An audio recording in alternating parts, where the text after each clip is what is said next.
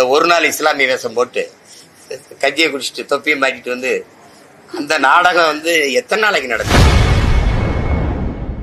தமிழக வெற்றி கழக தலைவர் விஜய் நடத்திய இஃப்தார் நிகழ்ச்சிக்கு சில இஸ்லாமிய அமைப்புகள் எதிர்ப்பு தெரிவித்திருப்பது குறித்து செய்தியாளர் எழுப்பிய கேள்விக்கு நாம் தமிழர் கட்சி ஒருங்கிணைப்பாளர் சீமான் கருத்து தெரிவித்துள்ளார்.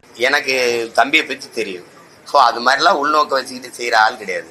ஒரு யதார்த்தமான ஆள். அது தொழுகைக்கு அது வந்து நீங்கள் இஃப்தார் விருந்தில் கலந்துக்கிறீங்க நோன்பு திறப்பில் அப்படின்னா அது கூப்பிட்டுருப்பாங்க, போயிருப்பாங்க. அதில் போய் இவ்வளோ தூரம் பீகார்லேருந்து பஞ்சாப்லேருந்து பாகிஸ்தான்லேருந்துலாம் வந்துட்டு அறிக்கை விட்டுட்டு இருக்காங்கல்ல, அதெல்லாம் ரொம்ப வேடிக்கையாக இருக்கு. அது விஜயை பற்றி உங்களுக்கு தெரியாதா? சொல்லுங்க, தெரியுமா தெரியாதா? ஏன்னா இதெல்லாம் இது சும்மா ஏதோ சொல்லணும் பேசணுங்கிறதுக்காக பேசுறதுக்கெல்லாம் நம்ம பதில் பேசிட்டு இருக்க வேண்டியதில்லை. எனக்கு தனிப்பட்ட முறையில் தம்பியை தெரியும்.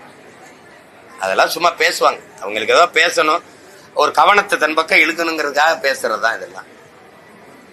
இப்படிலாம் பேசினீங்கன்னா அடுத்த தடவை இஃப்தார் வந்து கூப்பிட்டா வருவார் அவரு? சொல்லுங்க. இல்லைன்னா என்னை மாதிரி இருந்துடணும்.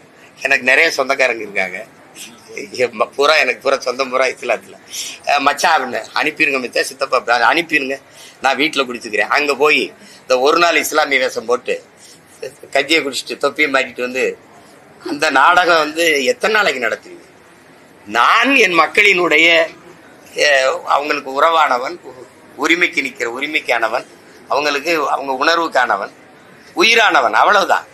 அந்த உணவுக்கானவன் இல்லை. உணவை கொடுத்தா சாப்பிடுவேன். அது சும்மா போட்டு அந்த நேரத்தில் இந்த வாக்குன்னு ஒன்று இல்லைன்னா நீ மதிச்சு போய் இஃப்தார் விருந்தில் குறிப்பிய. அது நெத்தியில திருநீரோட தொப்பிய போட்ட ஆளுகள்லாம் இருக்கு, பார்த்திருக்கீங்களா?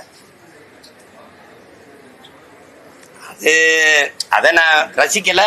அது எல்லாரும் செய்யறாங்க, அதனால நானும் செய்யணும்னு ஒன்று விதி இல்லை. அதனால நான் அதை தவிர்த்துக்கிறேன். அதுக்காக எனக்கு வந்து அது இல்லை, நீங்க போய் ஏன் பங்கேற்கீங்கலாம் விமர்சனம் இல்லை.